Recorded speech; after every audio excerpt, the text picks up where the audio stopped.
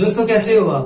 दोस्तों आज की वीडियो में हम भारतीय जनसंघ और भारतीय जनता पार्टी के इतिहास के बारे में बात करेंगे। दोस्तों हम बात करेंगे कि भारतीय जनता पार्टी की शुरुआत कहां से और कैसे हुई थी। दोस्तों और भी बहुत सारे सवाल हैं जिनका जवाब आप इस वीडियो में जानोगे, जैसे भारतीय जनसंघ क्या है, जनसंघ का गठन कब हुआ, इसके संस्थापक कौन हैं और बीजेपी की स्थापना कब हुई थी। दोस्तों वीडियो शुरू करने से पहले आपसे गुजारिश है, इसी तरह की एजुकेशनल, मोटिवेशनल और फैक्ट्स वीडियोस देखने के लिए चैनल को सब्सक्राइब करके बेल नोटिफिकेशन ऑन कर लें। तो चलिए बात करते हैं बीजेपी के इतिहास की। दोस्तों जनसंघ की स्थापना की दो मुख्य वजह थी। दोस्तों पहली वजह थी महात्मा गांधी की हत्या के बाद आरएसएस पर बैन लगाना और दूसरी वजह नेहरू लियाकत समझौता। दरअसल देश की आजादी के बाद भारत और पाकिस्तान दोनों देशों में भीषण दंगे भड़क गए थे। इन दंगों में अल्पसंख्यक लोगों पर काफी ज्यादा अत्याचार होने लगा था। ऐसे में दोनों देशों के प्रधानमंत्रियों के बीच एक समझौता हुआ जिसे नेहरू लियाकत समझौता कहा जाता है।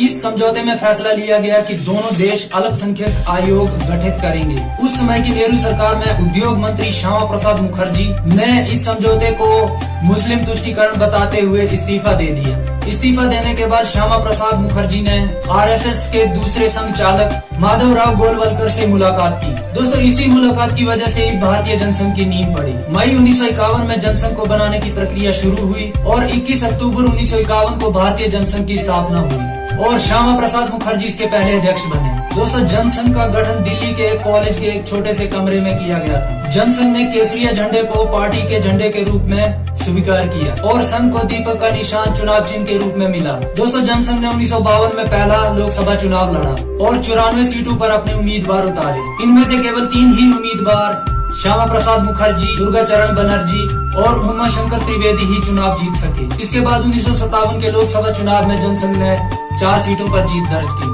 साल 1962 में 14 सीटें, 1967 में 35 सीटें और 1971 में 22 सीटें प्राप्त की। दोस्तों 1975 में इंदिरा गांधी ने देश में आपातकाल लगा दिया, जो जनसंघ के लिए टर्निंग पॉइंट रहा। आपातकाल के खिलाफ देश की सभी विपक्षी पार्टियां एक हो गई और सभी ने मिलकर जनता पार्टी बनाई और दोस्तों इस तरह जनसंघ का जनता पार्टी में विलय हो गया। दोस्तों आपातकाल के बाद हुए चुनाव में जनता पार्टी ने कांग्रेस को हराकर केंद्र में अपनी सरकार भी बनाई। हालांकि 1980 आते आते जनता पार्टी बिखर गई और इंदिरा गांधी जी फिर से सत्ता में लौट आई। दोस्तों जनता पार्टी के टूटने के बाद समाजवादी नेताओं ने मिलकर लोक दल का गठन किया। वहीं दूसरी तरफ जनसंघ के नेताओं ने मिलकर भारतीय जनता पार्टी का गठन किया और अटल बिहारी वाजपेयी पार्टी के पहले अध्यक्ष भी बने। दोस्तों बीजेपी ने अपना पहला लोकसभा चुनाव 1984 में लड़ा और केवल 2 ही सीटों पर जीत दर्ज कर पाई। इसके बाद 1999 के लोकसभा चुनावों में भारतीय जनता पार्टी को 85 सीटों पर जीत नसीब हुई और दोस्तों 1991 में बीजेपी ने सीटों की संख्या बढ़ाकर 120 कर दी